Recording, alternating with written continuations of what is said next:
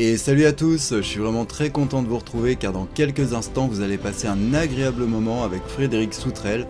Alors déjà qui est-ce? Vous l'avez peut-être déjà vu au théâtre, c'est également un comédien de doublage, mais c'est aussi la voix française de Kratos du jeu God of War. À travers cette interview, on va revenir un petit peu sur la carrière de Frédéric, ce qui l'a amené à devenir comédien de doublage, en passant par les livres, le théâtre et aussi beaucoup d'anecdotes. Vous allez voir, on va bien rigoler. Sur ce, bon visionnage à tous. Frédéric, prêt à mettre le chaud? Ça pique les yeux un peu. Hein. Toi, tu veux qu'on aille foutre le bordel? Ouais, On va s'en occuper. Kratos va y aller. Voilà. Alors que- Dans la place, Comme ça, Kratos, il a été dépassé par Spider-Man? Ça, c'est ce que lui y croit. Ça, c'est l'insouciance de la jeunesse.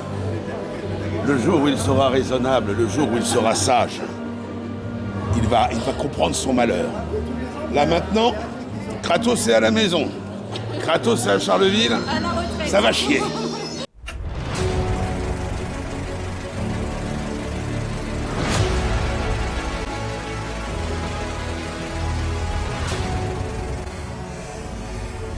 On est bon.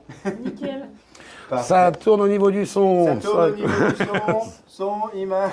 Son image, on est bon. Clap, Soutrel première, zou. Voilà, on est parti. Alors du coup, chers amis, effectivement, nous sommes avec un comédien, metteur en scène, producteur, directeur artistique, également youtubeur et bientôt banquier, parce que comme il est comédien, il y a un lien entre la banque et la comédie. Si tu suis, toi-même tu sais si tu suis un petit peu sa chaîne YouTube. Ah oui, mais voilà. de la banque, mais oui. Alors, Toi-même, nous, tu sais. oui, mais nous ne sommes pas des banquiers, nous sommes des banquistes, monsieur. Tout à fait. Puis, comme vous avez pu déjà l'entendre, nous sommes tous ensemble avec monsieur Frédéric Soutrel. Bonjour. Mais très heureux de vous retrouver. Merci. Bonjour, messieurs, dames. Bonjour, voilà. Vous allez avoir Chers droit, auditeurs. voilà, vous allez avoir droit à quelques minutes en exclusivité avec ce grand monsieur. Oh, Qui, 1m80 à peine, vous savez. Grand, il ne faut pas exagérer. Voilà, 1m80. Alors, qui est, certes, tu es connu pour ton travail dans le domaine de la voix, mais tu viens, toi, du théâtre. à Absolument. l'origine, qui reste ton premier amour. Bah, c'est la maison mère, oui. Voilà. Pourquoi cet attrait pour le théâtre? Qu'est-ce qui te plaît tant dans le théâtre? Je crois que c'est peut-être le mal de chien qu'on a à fabriquer du faux tellement bien qu'il faut que ça ait l'air vrai. Et le secret aussi, c'est que au théâtre, tout est faux, même les morts saluent à la fin. Oh, c'est beau. Bah, à la fin d'une tragédie de Shakespeare, tu vois, en général, t'as absolument tout le monde qui est décagné, et n'empêche que ça salue à la fin. Donc. Et voilà. Tout est beau, tout est magnifique, et puis finalement, ce n'est que du théâtre. Et on crée une vie parallèle. C'est ce que moi j'avais appelé un jour le syndrome de Frankenstein. C'est-à-dire que au début, tu prends de l'encre et du papier, t'écris des mots, et puis ça fait des dialogues, et puis ça fait des pièces. Et au bout d'un moment, il y a quelqu'un qui va s'en emparer pour faire ce qu'on appelle la lecture à la verticale, c'est-à-dire avec des gens debout. Et ça sème, ça se déchire, ça se tape dessus, ça s'engueule, ça vit. Et d'un coup, on crée une vie qui n'existe pas, mais qui pour les personnages, qui est réelle dans cette bulle-là. Ouais. Finalement, est-ce que ce serait pas le meilleur remède pour tout quand on a des problèmes ou des choses comme ça, finalement? Ah bah de toute façon, je pense que le théâtre est un remède à tout, mais on a toujours, hélas, d'excellentes raisons de ne pas aller au théâtre. Malheureusement. Il fait trop chaud, il fait trop froid, il fait trop ceci, il pleut. Voilà, tout à fait. Parce que du coup, toi, tu es comédien d'origine, mais Ouais. tu arrives très rapidement à la mise en scène dans Oui. les années 90. Oui. Pour toi, le côté comédien et metteur en scène, ça va obligatoirement de pair ou on peut faire l'un sans faire l'autre? Ah, on peut très bien faire l'un sans faire l'autre. Moi, je me suis mis à la mise en scène parce que je suis parti du principe que personne ne m'attendait. Quand je suis sorti de l'école de théâtre, il s'avère que j'ai eu l'occasion de jouer immédiatement après. Mais partant du principe, encore une fois, que personne ne m'attendait, je me suis dit le seul moyen de bosser, c'est de créer mes propres opportunités. Donc c'est là où j'ai commencé à écrire des pièces, c'est là où j'ai commencé à faire de la mise en scène. Et encore aujourd'hui, je mets en scène les autres et je me fais mettre en scène par les autres, mais je ne me mets pas en scène. J'ai essayé une fois, le résultat n'était pas bon, parce que du coup, quand tu es sur le plateau et que j'avais pas l'œil du metteur. Et à contrario, j'ai des copains par contre qui sont metteurs et qui, quand ils jouent, la casquette de metteur, ils ne l'ont pas lâchée. Ce qui fait qu'eux, ils sont là en train de scanner tout ce qui se passe. Les accessoires sont bien en place, les gens sont bien machin. Mais putain, joue. Lâche-toi, joue. D'accord. Et c'est également cet élément-là où, dans le sens où personne t'attendait, que tu es également dans ces moments-là. Tu passes également auteur, parce que tu es l'auteur de moult pièces de théâtre. Oui. C'est également ça qui t'a donné envie de passer d'interprète à auteur, c'est le fait que personne... Toujours de créer mes opportunités, des histoires que j'avais envie de raconter. Je vais t'avouer que là, ces derniers temps, j'écris beaucoup moins. J'écris plus pour YouTube. Voilà. Mais j'écris plus de pièces. Je suis même publié, si vous voulez savoir. Ah oui, tout à fait. Ouais. On trouve du Frédéric Soutrel sur les grandes marques, les grandes enseignes, un petit peu partout. Bah ouais, non, mais dans Skelly le Rutilant, qui a eu la joie d'être publié, alors il y a quelques années maintenant, puisque je crois que c'était en 2009, si mes souvenirs sont justes. Et de toutes mes pièces, qui ont d'ailleurs, je crois, toutes été jouées, c'est la seule à avoir été publiée. Oui, c'est vrai qu'on en trouve du Soutrel, mais c'est de l'inédit. Hein. Voilà. Parce que oui, effectivement, beaucoup de pièces, mais c'est beaucoup de manuscrits secrets gardés à thé sous coffre-fort dans la maison. Hein. C'est ça, après t'en trouveras aussi un exemplaire toujours chez ma mère, mais ça c'est autre chose. Et voilà. Alors, on ne donnera pas d'adresse. Non. Mais elle est à Reims quand même. Voilà. Et du coup, très, très rapidement aussi, dans les années 90, tu vas arriver dans le monde de la voix. Et là, du coup, je vais passer la mienne à mes collègues qui, eux, ont effectivement quelques questions aussi de ce côté-là. D'accord. Je te remercie. Donc concrètement, en venant du théâtre, qu'est-ce qui t'a amené à faire du doublage? Parce que c'est deux métiers qui Mais sont le théâtre. Le théâtre. Le doublage découle du théâtre, avec l'étape intermédiaire qui est celle du cinéma. Parce que pour faire du doublage, il faut être comédien. Et c'est là où quand je vois arriver des gens dont c'est pas le métier, parce que eux, pour le coup, c'est pas du tout trouver leur boulot, c'est piquer celui de gens qui seraient plus légitimes et qui n'ont pas la technique, qui sont infoutus de faire ça correctement, mais parce qu'ils ont une grosse communauté YouTube et que tout le monde va applaudir à leur balbutiement, et certains directeurs artistiques qui ont la fragilité parce que justement il y a une grosse communauté, donc tu nous fais travailler et on parle de toi sur notre chaîne, et il y en a qui cèdent. C'est triste. Entre ça et les IA, j'aime autant vous dire que... On connaît. Et justement, qu'est-ce qui t'a donné envie de faire du doublage? Parce que dans le théâtre, ça aurait pu être du cinéma. Pourquoi du doublage? Alors, j'ai toujours fait du cinéma aussi. Hein. Je continue à tourner. Alors, moins, j'ai fait principalement du théâtre. Et c'est un jour, parce que nous sommes tous issus du théâtre, un jour, je répétais le Barbier de Séville. Les répètes, c'était fin 2001. C'était pas les années 90, c'était 2001. Et l'homme qui jouait Bartolo, qui s'appelle Bernard Young, m'a dit un jour, Léon, t'as une voix intéressante, t'as l'air de savoir jouer, viens, faut que je t'emmène quelque part. Et il m'a emmené, c'est là où j'ai foutu les pieds pour la première fois dans un studio de doublage, et cet homme-là m'a tout appris. C'est lui qui m'a appris le métier. Ma situation d'aujourd'hui, je lui dois intégralement. Il avait plus confiance en moi que moi, à l'époque. C'était mon mentor, il le reste. Et j'espère que j'aurai de ces nouvelles, un de ces quatre. Parce que je sais pas pourquoi, ça fait des années que j'ai pas de nouvelles par contre. J'avoue que j'avais mis 90 parce qu'apparemment tu avais fait un petit truc sur la série Super Mario Bros 3. Non, j'ai dirigé Super Mario Bros 3 mais, et Wonder Mario machin 4, mais ça je l'ai fait en 2005. Et du coup, en commençant le doublage, qu'est-ce qui a fait que tu t'es dit c'est vraiment ce que j'ai envie de faire? Parce que ça aurait pu ne pas te plaire. Qu'est-ce qui t'a plu là-dedans? Ce qui m'a plu, il y a une créativité dans le doublage qui est totalement comparable au théâtre. Ça ressemble beaucoup. La technique est absolument la même. Je sais pas si j'ai le temps, mais je vais faire une petite parenthèse. J'ai été animateur radio pendant 10 ans dans le réseau des radios locales de Radio France, qui est devenu après le réseau France Bleu. Et quand j'ai passé le concours pour entrer à Radio France, on m'a dit « Ah, tu fais du théâtre ». C'est embêtant. Parce que quand tu es au théâtre, même si tu es en face d'un seul partenaire, tu t'adresses à une assemblée, tu t'adresses à la foule. Et c'est là, quand tu es à la radio, c'est le contraire. C'est-à-dire que tu as un micro et tu t'adresses à une seule personne. Tu t'adresses au spectateur ou à l'auditeur ou à l'auditrice qui va t'inviter chez lui ou chez elle en tournant un bouton et tu vas te retrouver dans sa salle à manger, sa cuisine, sa salle de bain, son salon, sa chambre. On t'invite la personne t'invite chez elle. Donc tu t'adresses à une seule personne. Et quand j'arrive pour la première fois sur un plateau de doublage, là on me dit « Ah, t'as fait de la radio. C'est embêtant. Parce que bon, alors, donc bon, le micro, t'as pas peur, mais alors par contre, c'est le contraire de la radio. Et là, je fais, laisse-moi deviner, c'est comme le théâtre. C'est ça. Et là, on m'a dit, bah oui. Et donc, c'est la même technique. Ce qui est très rigolo, c'est quand tu commences à taper dans diverses activités, notamment avec la voix, les dramatiques de France Culture, par exemple, la technique est beaucoup plus proche du cinéma. C'est-à-dire que là, tu vas avoir des gars avec des perches. Si tu dois traverser un couloir et ouvrir une porte, on va vraiment te faire une porte. Et tu vas vraiment te déplacer, avoir la perche qui va te suivre. Après, on va prendre le son de derrière la porte, de ton côté, pendant que la porte s'ouvre. Et derrière, après, c'est au mix qui se débrouille. Mais la technique pour les dramatiques est beaucoup plus proche du cinéma. Le doublage, c'est du théâtre. Et c'est du théâtre où là, on te propose des trucs.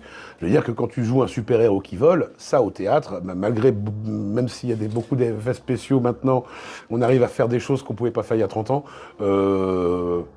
Superman au théâtre, je suis pas sûr que ça. Je suis pas sûr que ça ait vraiment de la gueule. Ouais, ça va faire un petit flop, je pense qu'il tombera là. C'est ça, non, mais ou alors, il faut vraiment avoir du nylon super solide. Mais je sais pas, le premier qui me vient à l'esprit, parce qu'on m'en a parlé il y a 3 minutes, c'est Taserface. Je veux dire que. Oui, c'est ça. C'est le pilote grand méchant débile dans un vaisseau spatial. Je veux dire, J'ai regardé la semaine dernière. ça, au théâtre, c'est compliqué. T'as une multiplicité de rôles au doublage. Après, tu as l'animation, tout ce qui est animation, où là, t'as zéro limite. Et là, en plus, t'as l'inventivité qui est vraiment sollicitée. Et en plus, moi, ça m'a affiné en tant que metteur en scène sur l'articulation, sur les bruits de bouche, sur les sifflantes, sur la façon qu'on peut avoir d'avaler certaines consonnes ou des accents, les « et » à la place des « f ». Et maintenant, je sais que je suis beaucoup plus vigilant là-dessus au théâtre. Et ça, c'est école doublage. Parce que j'ai entendu les ingénieurs du son qui disaient attention, là il y a eu une bulle, là il y a eu un clic, là il y a eu un crack. Et tu fais putain, fais-moi écouter un moment, c'est quoi un clic, c'est quoi une bulle, c'est quoi un machin. Justement, moi je me demandais en termes de créativité pendant un tournage, pendant un enregistrement, est-ce que c'est vraiment on a un script à lire et à suivre, ou est-ce qu'on peut vraiment être super libre sur... Ah non, alors là il y a zéro place pour l'impro. Sauf éventuellement dans les ambiances, mais ça c'est des trucs qui sont sous-mixés, qu'on n'entend pas. Mais il y a zéro impro. Là, le texte, alors en plus, si après, au théâtre, si jamais tu tombes sur du Shakespeare, ou du Molière, ou du Racine, là, t'as même pas le droit de faire un écart d'une virgule. Si t'es sur du contemporain, je pense qu'un mot pour un autre, ça empêchera personne de dormir. Si t'es sur du boulevard, la plupart du temps, ça laisse la place à l'impro, mais ça, c'est vraiment un registre bien particulier. En doublage, on est coincé parce qu'on est coincé par le jeu du mec qu'on est en train de doubler. Et si lui, il est pas parti pour faire le foufou en impro, nous, on n'a pas à le faire. Nous, on est là pour se glisser dans son jeu et pour que lui, qui est d'origine étrangère, par miracle, parle français. Encore une fois, je citais souvent José Luciani en disant que les gens qui allaient voir un film avec Al Pacino, ils en avaient rien à foutre de Luciani. Eux, ce qu'ils veulent, c'est voir Al Pacino qui leur parle en français. Même chose pour les personnages que je fais. Je veux dire que très honnêtement, Kratos, par exemple, je vais trouver sa voix, machin, et moi, c'est par exemple ma femme qui a... platiné God of War, elle me dit « mais t'en as pas marre de t'entendre toute la journée ?» mais je ne m'entends pas, c'est la voix de Kratos, c'est pas moi. Ça, on l'a déjà entendu dans une interview, celle-là. Ouais, mais c'est vrai, mais c'est comme ça pour tous. Hein. Ouais. Je veux dire, après que ça soit Sora Morlock ou que ça soit d'autres persos, j'essaie de trouver une voix. Parfois, elle se ressemble beaucoup, parce que j'ai que 2 cordes vocales, mais Il y en a qu'en ont qu'une. Hein. Ouais. Il y en a qui sont cassés. Ah bah après, on va pas commencer à causer pathologie, mais il y a une époque où j'ai eu une paralysie antérieure paralysie du 3e tiers antérieur des cordes vocales. Ça doit pas être ça. C'était compliqué. Ouais. Il y avait que du grave qui sortait, et heureusement, là, pendant 2 mois, on ne m'a demandé que du grave. Mais j'avais plus de médium, plus d'aigu, plus rien. Ça doit être chaud, quand même. C'était chaud, ouais. Tiens, justement, en parlant de Kratos, moi j'avais une question un peu ciblée jeux vidéo et séries. Est-ce que vous avez eu la chance de rencontrer Christopher Judge ? Non. Non. Pas du tout. Non, j'ai Même jamais. pas le 3, rien. Non, j'ai jamais vu Monsieur Judge in live. Ouais. Enfin, les seules fois où je l'ai vu, il y avait un écran entre nous. Mais je me sens totalement solidaire de ce garçon. Ouais. Moi, ce qui était rigolo, c'était. Il y a un documentaire sur YouTube qui s'appelle Raising Kratos, D'accord. qui dure 1h40 en gros, qui est sur la fabrication et les emmerdements qu'ils ont eu pour faire God of War 2018. Ça n'a pas été un long fleuve tranquille. Hein. Et la révélation que Kratos allait revenir, Ouais. avec l'espèce de délire qu'il y a eu tout autour de ça, moi à chaque fois que je regarde ça, j'ai les poils qui se dressent. Hein. Et puis, qui c'est ? What for? A test. She taught you to hunt, yes? Yes, sir. Then show me what you know. I am hungry. Feed us. Et puis Christopher Judge. Et Judge derrière qui lui ne mesurait pas en le faisant Ouais. l'impact que ça allait avoir. C'est quand il est apparu à l'écran. Oui. Voilà. Ouais, La ouais, fameuse ouais. scène où Kratos sort de l'ombre et que tout le monde Et il dit j'ai faim. hurle. Et le Ouais. premier truc qu'il dit c'est j'ai faim. Alors tu parles d'un texte profond. Il y a la même ambiance en France, justement. On va dire du public français pour Kratos. Bah écoute, moi il m'a permis de recevoir énormément d'amour d'énormément de gens. Bon. Sinon je serais pas là aujourd'hui C'est d'ailleurs. le principal. Euh, Les joueurs là, PlayStation, on précise, hein, parce que Xbox, ils n'ont pas le droit. Non, Oui, non. non, moi je suis obligé de regarder des let's play. Ouais, mais moi aussi, je suis sur Xbox, hein, on peut pas jouer à ça va. Kratos. Zut, vous êtes trompé de console. Alors, effectivement, là, on était sur le côté comédien, mais tu es également rapidement passé du côté obscur en tant que directeur artistique. Oula. Oui, Voilà. oui. Est-ce que c'est pour retrouver un peu de ce métier de metteur en scène ou c'est vraiment pour tester une nouvelle expérience? Non, alors ça c'est une opportunité. Le DA qui me formait, dont je parlais tout à l'heure, à un moment est parti du studio où nous officions à l'époque, et il a soufflé mon nom au directeur en disant pour me remplacer, je serai vous, je penserai à Soutrel. Au niveau de la synchro, il a tout compris, et comme il est metteur en scène, il sait parler aux acteurs. Et c'est comme ça que je suis devenu DA à partir de 2004. Jusqu'en 2015, en 2015 de manière très régulière. Et puis là maintenant, c'est de temps en temps quand je suis imposé par les clients. Ah oui, tu peux Oui, pour Bleach, oui, nécessairement. oui, nécessairement. forcément, oui. D'accord. Au Moi, je niveau... suis curieuse de savoir, en fait, concrètement, une séance de doublage, ça se passe comment? Bien. Bien, le mieux possible. Bien. Le plus rapidement, Aussi, parce qu'il y a la convention, vous êtes payé au mot, c'est ça, si je me trompe pas. à la ligne. À la ligne. À la ligne. À la ligne. Et une ligne, c'est, si mes souvenirs sont justes, je crois que c'est 60 Donc, caractères. c'est pas l'intérêt que ça dure 3 heures. Il faut débiter le plus de texte possible, je pense. Oui, mais après, ça dépend du produit. Si tu fais de la série, on essaie de te... Sans dire que c'est par-dessus la jambe, on va... Il y a une économie qui s'est accélérée. Ouais. Sur un long métrage, là, on prend 7 jours, 10 jours...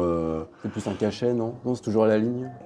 toujours, mais les cachets sont payés à la ligne. Ouais, d'accord. Puis après, ça dépend aussi du client qui va arriver. Aussi. Soit il va, Non, les, soit il va les tarifs sont conventionnés. Hein. Non, je parle après aussi de la rapidité d'exécution. Le client, des fois aussi. Le directeur artistique. Ah bah ça dépend du budget. Voilà, d'un budget peut Puis aussi d'avoir un bon allouer directeur plus ou moins de artistique. temps s'il veut quelque chose aussi de plus ou moins qualitatif, quoi. Oui, bah alors après, il y a peut-être le DA, il peut ramener sa fraise en disant oui, mais non, là en 3 jours, je pourrais jamais le finir ce truc-là. Le DA a quand même voix au chapitre, quoi. Bah, normalement.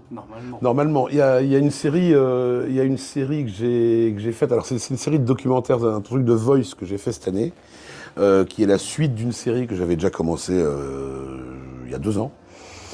Et on me dit bon, alors bonne nouvelle, la série revient. La mauvaise, c'est que tu n'auras que le rôle principal, enfin le narrateur. Les intervenants seront doublés par des acteurs de Tel Aviv. Ah. Et là, je fais ok, mais alors tant que je signe la direction artistique de ce truc-là, est-ce que je peux non, le casting, j'ai pas le droit de d'accord. Mais je peux quand même les diriger à distance quand même. Et là, du fait que je pose cette question, ma chargée de prod m'a dit bah, écoute, je vais voir avec la chaîne, qui appelle la chaîne, et la chaîne qui fait ah bon, mais les DA ils s'investissent à ce point-là. Ah, dans ce cas-là, on va tout faire. Mais non, mais C'est leur boulot. dans ce cas-là, on va tout faire à Paris. Oui, bah oui, c'est leur boulot. C'est un peu le Mais oui, mais Si non, ça mais marche pas, c'est toi comptable. Directeur Donc, artistique, ça porte bien son nom, tu diriges des artistes. Mais c'est ça, non mais après, va expliquer à des gens qui sont dans les bureaux. Tu sais, moi je me suis... Il y a une série que j'ai dirigée que je ne citerai pas, et je ne citerai pas le studio où ça s'est passé, mais où le premier truc que j'ai fait, et c'est pour ça que je pense que ma carrière chez eux a été courte, c'est me prendre le service marketing dans la gueule. Ah. Où on m'explique que j'ai droit qu'à 2 acteurs alors que moi j'en avais besoin de 7. Et moi j'ai dit, mais de toute façon, les 7 sont convoqués et vous les paierez. Donc, et j'ai dit, et moi, tant que je dirige un produit, parce que moi, si on me fait venir pour diriger un truc, soit on me dit d'emblée qu'il faut que je fasse de la merde et auquel cas je rends le produit, soit on me laisse développer mon truc et je fais pour avoir le truc le plus quali qui soit. Parce que quand on me dit t'as droit à un homme, une femme, je fais, mais vous avez vu l'épisode 6 où il y a 40 nanas et 60 mecs. Donc il y a ah bah non, je suis non. Et c'est vous qui décidez. Vous décidez, vous ne connaissez pas le produit. Alors faites confiance à ceux qui sont délégués pour le faire. Moi j'ai convoqué 7 acteurs parce que c'est le minimum pour qu'il n'y ait pas de doublons ou de triplons dans les boucles. Voilà. Et je sais que et j'ai dit, et de toute façon moi tant que je dirige, c'est pas l'artistique qui pliera devant le marketing. Ça c'est bon. Vous êtes prévenu. Non mais moi je suis le DA que j'aimerais avoir quand je suis acteur. C'est ça. C'est-à-dire qu'il y a une série qui s'appelle Snack World où j'ai une actrice fantastique qui s'appelle Marie Zidi qui fait le rôle de Drachonnet, qui est une espèce de petite bête qui est mi-cochon, mi-dragon et qui fait des gruic à longueur d'épisode. Eh bien, sur la bande rythmo, les gruics étaient entre parenthèses, donc ça veut dire qu'ils n'étaient pas comptabilisés comme lignes. D'accord. Et quand j'ai Marie Zidi qui va s'escrimer, parce que alors elle, la moindre onomatopée, elle est motivée, elle est recherchée, c'est travaillé. Oui. C'est-à-dire qu'elle va pas te faire un gruic comme ça. Et donc, c'est une actrice absolument fantastique, et elle était payée mais des queues de cerises. Ouais, du coup, alors moi, j'essayais de lui trouver quand même un petit guest à côté pour qu'elle ait un peu de ligne, mais il y a un moment, je suis monté dans les bureaux en disant, bon les gars, à partir de maintenant, vous enlevez les parenthèses de Marie. Et Marie qui se retrouvait entre 4 et 11 lignes par épisode. Ouais. Et c'était légitime, parce qu'encore une fois, c'était pas uniquement du brouhaha, et chaque intervention de Drachonnet était motivée, il y avait un truc derrière, c'était intelligent. De toute façon, si les Greeks n'étaient pas si importants que ça, ils l'auraient mis dans la version internationale, quoi. Alors ça, c'est la question, c'est pourquoi ils ne l'ont pas laissé en VI. Ça, c'est l'une des questions. Voilà, parce qu'il faut savoir qu'effectivement, quand on peut recevoir un produit, il y a ce qu'on appelle la version internationale, où c'est le même bruit partout, quel que soit. C'est ça, on l'adapte après. C'est les trucs qui ne changent pas, quelle que soit la langue, c'est les bruits de pas, une porte qui s'ouvre, la musique, qu'elle soit extra ou diégétique. La VI, c'est ce qui change pas d'un... Il arrive qu'il y ait des hurlements, il y a un truc que j'ai fait il y a pas... La Médusa de Snack World était en VI de mémoire, si je dis pas de bêtises. C'est possible, oui. Il y a les cris de Bruce Lee. Voilà. Oui. Qui était justement, Des bruits de miaulement. Oui, mais là, j'étais pas né, moi, mon monsieur. Lui non plus, hein. Je sais bien que j'ai l'air très âgé comme ça, mais j'ai 28 ans. Bon, depuis un paquet d'années, mais... c'est parce que je compte pas les matinées. Ressortir un peu de ce monde de la voix, quoique. Ouais. Parce que depuis quelques années, donc, tu as grandement développé ta chaîne YouTube autour de la littérature française. Ouais. C'est une de tes grandes passions, donc avec des personnages hauts en couleur. Hein, on va citer Professeur Soutrellus, Claude Soutrel, et un d'autres. D'où est née cette envie de partage autour de cette grande passion qu'est la littérature? C'est depuis toujours. Depuis toujours. Je crois que c'est vraiment né quand je suis sorti du lycée, que j'étais en fac, et que mes anciens profs de français me faisaient revenir parce que je faisais déjà du théâtre à côté, en parallèle, et qu'on me faisait venir pour les récitations, ce qu'on appelait les compositions de diction, et de voir les gamins dire leurs poèmes, etc. Et leur donner des tips en disant, à un moment, quand le corbeau et le renard, avec le gamin les mains dans le dos et qui est en train de regarder ses pompes, à un moment, je vais, mais putain, mais mon camarade, mais qu'est-ce que tu fous? Depuis quand on récite une fable de La Fontaine en regardant ses pompes avec les mains dans le dos?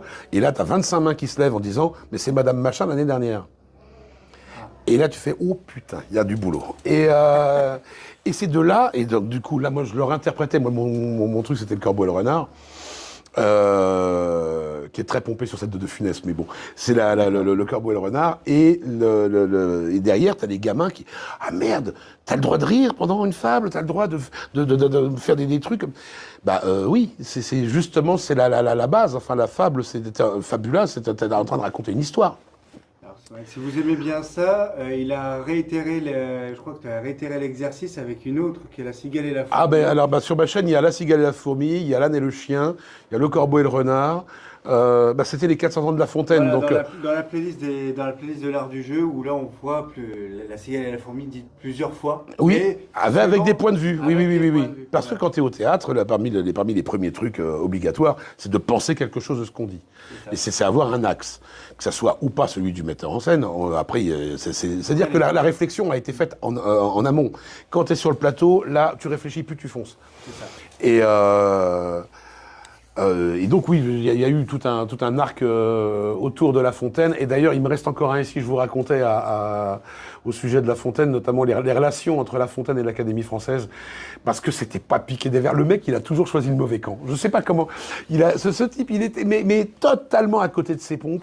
Et je vous recommande chaleureusement la biographie que j'ai faite justement sur ma chaîne, qui s'appelle La vie d'un rêveur, Jean de La Fontaine. Il avait 2 passés. Faut s'imaginer que ce mec, quand les fables, tu dis c'est très poussiéreux, très machin. Et les contes de La Fontaine, c'est génial, c'est à hurler de rire, c'est très très drôle. Et pourtant, c'est son œuvre la moins connue. Et pourtant, avec ses pièces. Oui, mais de son vivant, il était beaucoup plus connu pour ses contes que pour ses fables.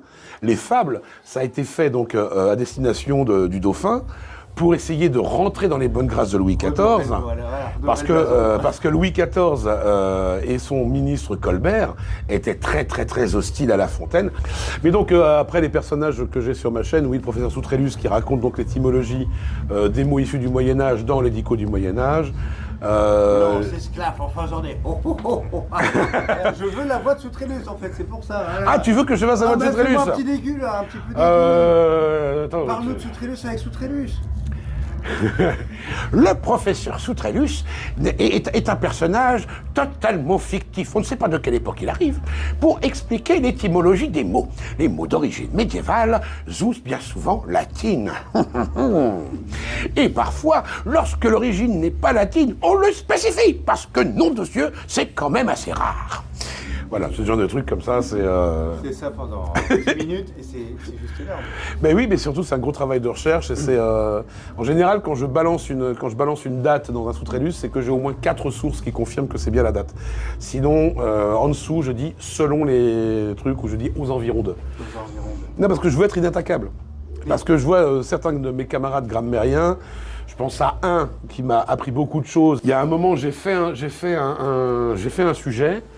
à savoir sur le mot gageure, enfin sur le E égale U, pourquoi EU se prononce U, et lui retrouve un vestige de cette ancienne prononciation, moi j'en ai retrouvé 3. Parce que là, on a digressé sur La Fontaine, mais en fait, j'expliquais au moment où je visite des classes et que je suis tout jeune. Et après mon passage, j'avais un débrief des profs et qui disaient, le cours d'après, c'était, alors qu'est-ce que vous avez retenu de l'intervention de Frédéric la semaine dernière ou machin? Il donne du goût au texte. Et la prof en question qui me dit, donner du goût au et le goût de, on n'est pas loin. Et je me disais, putain, mais si on pouvait me garantir que ça marche tous les jours, je fais que ça de toute ma vie. Essayer de sauver des mômes, quoi. Essayer de les ramener vers la littérature. Parce que le problème, c'est qu'en France, on l'enseigne très mal, la littérature. Et qu'on te présente des trucs... Moi, l'exemple que je donne toujours, c'est quand on te balance Victor Hugo, t'es en 5e. Victor Hugo, on te dit en gros, voilà le plus grand poète français. On te présente un truc que tu pourrais symboliser comme une armoire bretonne pleine de poussière, machin, avec des énormes volumes tout gris à l'intérieur. Et derrière, on te fait travailler les pauvres gens et les travailleurs de la mer. Alors, si avec ça, t'es pas bien assommé derrière la calebasse, je sais pas. Manque un Zola. Oui, c'est ça. Non, mais c'est terrible. La façon dont on enseigne Victor Hugo, c'est scandaleux.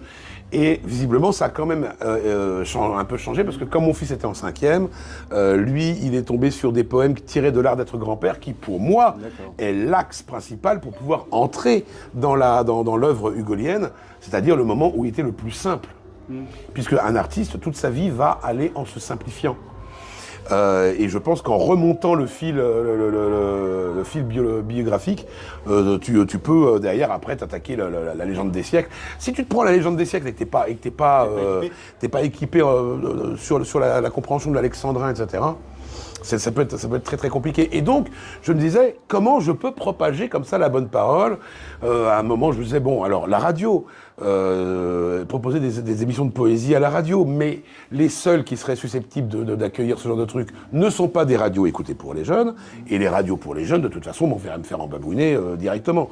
Donc je me dis, à un moment, je me disais, tiens, c'était l'époque, c'était avant le DVD. Je vais t'enregistrer des cassettes. Avant 2000. Où je dis, des VHS, de moi en train de dire Waterloo ou le Corbeau et le Renard, et d'envoyer ça aux écoles. Et puis après, tu fais. Alors, je me souviens du merdier que c'était.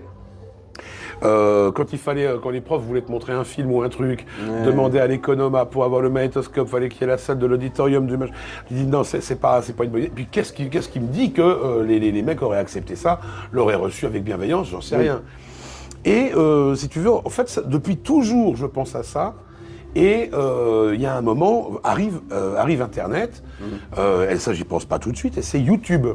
À un moment, je me dis, mais merde, là, j'ai un vecteur formidable. Et je vais faire une chaîne sur la littérature, je vais faire une chaîne sur la langue française. Mais le temps passe, j'ai beaucoup d'activités, je suis un garçon très pris. Et mine de rien, elle marche quand même bien. Oui, non, mais attends, et donc je ne fais rien. J'y pense, j'en rêve, mais je ne le fais pas. Et arrive le confinement. Ah. Et là, à un moment, tu te dis, là, je peux plus dire que je suis débordé. Bah, c'est peut-être le moment, en fait. C'est ça, exactement. C'est comme le théâtre. Hein, là, il y en a beaucoup, beaucoup justement, qui ont profité de ce moment-là pour se lancer là-dedans. Oui, j'ai vu, qu'il y avait pas mal de chaînes qui sont nées pendant le confinement. Ouais. C'est ça. Bah justement, moi j'avais la question, Frédéric. On est tous issus du monde de YouTube à peu près. Ouais. Qu'est-ce que vous diriez aujourd'hui à la jeune génération qui vont regarder YouTube, qui vont peut-être par hasard tomber sur vos vidéos, pour leur donner envie de regarder du théâtre ou de lire, simplement. Parce qu'aujourd'hui, comme vous l'avez dit, on n'enseigne plus très bien la lecture ou on ne lit plus du tout. C'est terrible. Oui, mais l'éducation nationale a une responsabilité énorme dans le dégringolage du niveau des élèves. Moi, je suis toujours halluciné quand je vois les fautes que font les jeunes aujourd'hui. C'est des fautes qui n'existaient pas à mon époque. Nous, on n'a jamais confondu CCDA et SA. Parce que ça n'a pas de sens. C'est-à-dire que les gens, les gamins, ne réfléchissent pas à ce qu'ils écrivent. Non. Je veux dire que comme mon fils, quand je lui fais une dictée, il y a des fautes qui sont... Mais pour moi, tu dis, c'est de la phonétique et il ne réfléchit pas du tout à la construction de la phrase. Il y a des méthodes, moi je sais que là, j'ai 2 petites qui sont à l'école, on leur a appris à lire déjà en mémorisant le texte et après en l'écrivant. Donc en fait, non mais c'est dingue. On apprend en fait phonétiquement le texte et après on l'écrit. Donc en fait, ça se trouve, ils savent pas lire, ils reconnaissent les mots. C'est ça. Mais non, mais ça, c'est la méthode globale. Moi, ce que je trouve complètement fou, c'est... moi, j'ai appris la façon syllabique, qui est en gros la façon dont on apprend à lire depuis toujours. Oui. Ça marche. Oui. Pourquoi on change ça ? Parce qu'aujourd'hui, maintenant, on te fait des générations de fragiles où il ne faut pas mettre de notes parce que ça traumatise. Non, mais c'est dingue. C'est complètement dingue. Il faut encourager, il ne faut pas disputer. Oui, c'est ça, il ne faut pas disputer. Oui, tu penses que je ne me suis pas pris des branlés par mon père, moi, peut-être. Tout le monde. Je veux dire, enfin, c'est... Aujourd'hui, on n'est plus roi.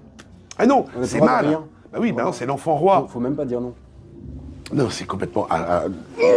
Mais c'est vrai que c'est assez embêtant ce qu'on amène là, mais même déjà un petit peu nous, déjà parce que génération 90, moi je le retrouve à sortir effectivement de l'école en n'osant pas attaquer la littérature en étant plus âgé, de peur de voir ce que j'ai mangé à l'école. Est-ce que je suis apte, est-ce que j'ai les outils, du coup d'avoir peur. Il a fallu que je lise. Il a fallu qu'un certain Frédéric Soutrel fasse une vidéo sur les cours de la Bécasse pour que j'aille l'acheter et me dire, mais en fait, Maupassant, moi qui m'en faisais toujours un monde, me dire, Mais il est ultra accessible. le mais mec, oui. Et du coup, tu te retrouves par exemple moi qui me met des barrières où il n'y en a pas. C'est Et vrai. du coup, tu te retrouves avec des barrières où il y en a pas. Mais c'est fou parce qu'il y a des auteurs comme ça. Maupassant, il est très facile à lire. Il est très fluide. Il a un style, t'as l'impression que le mec c'est au fil de la plume. Contrairement à un Flaubert qui va être beaucoup plus travaillé et où moi, lecteur, j'ai l'impression de travailler aussi parce que je vois à quel point le mec il en a chié parce que tel mot est à sa place chez Flaubert, quitte à travailler 3 semaines sur une phrase. Il y a des auteurs comme ça. Bon, Hugo est beaucoup plus fluide que Flaubert. Mais beaucoup plus technique aussi. C'est-à-dire que par exemple, quand tu arrives sur une description de Notre-Dame de Paris, de l'intérieur de Notre-Dame de Paris, une description qui fait 30 pages, je vais t'avouer que même moi je les saute, les 30 pages. Non mais parce qu'à un moment tu vas pas non plus t'infliger des trucs. Moi je me souviens quand j'étais au lycée, Balzac, je lisais un paragraphe sur 2. Parce qu'il y avait un paragraphe action, un paragraphe description, et je sautais toutes les descriptions. Parce que le truc aussi, c'est qu'on n'a plus la patience de lire les descriptions. Pourquoi ? Parce que nous, on est nés, le cinéma était déjà là. Et que champ contre champ, on sait où ça se passe, machin. Les gars, à l'époque, au 19e, il n'y avait pas la télé, il n'y avait pas les trucs. Voilà, on leur campe le décor. Pour visualiser. Voilà, dans les moindres détails. Et c'est là-dedans que va se passer l'histoire qui commence donc à la page 60. Là où tu te dis... le décor et après on y va. C'est ça, c'est ça. Et pour du coup rebondir sur cet effet des descriptions, parce que tu me parles de ça, je pense tout de suite à un autre auteur qui pour le coup n'est pas français, puisqu'il s'agit de John Ronald Reuel Tolkien. Oui, Tolkien, Oui. c'est ce que j'avais parlé. Parce que du coup j'ai cru voir qu'effectivement tu commençais à t'internationaliser peut-être au niveau de la chaîne. Alors, c'est-à-dire que, je me suis ouvert. Oui, je ne m'interdis pas.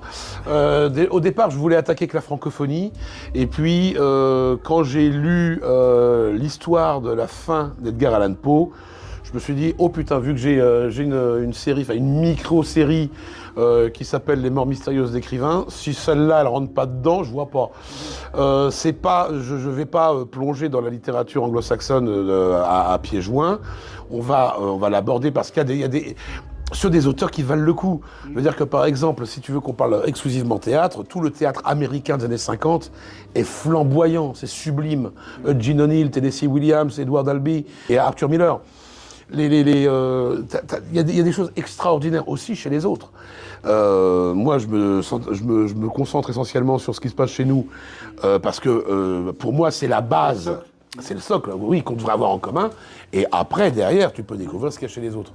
Mais la brique, Fredo Soutrel face à un cas sur un méchant américain ou un méchant. Alors, un méchant américain, j'en ai, parce que là, en ce moment, je suis en pleine écriture des prochains. Est-ce que j'ai de l'étranger ? Enfin, en tout cas, j'en ai un de prévu pour dans l'année,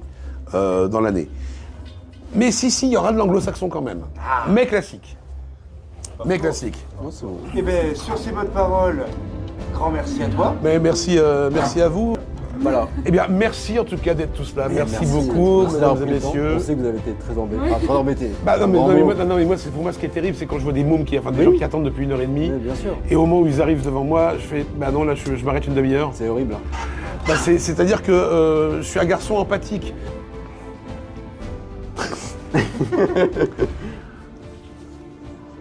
Le plus pratique pour chasser le cerf, c'est d'aller là où habite le cerf. Soyez heureux. Ciao. Incroyable. Merci Frédéric.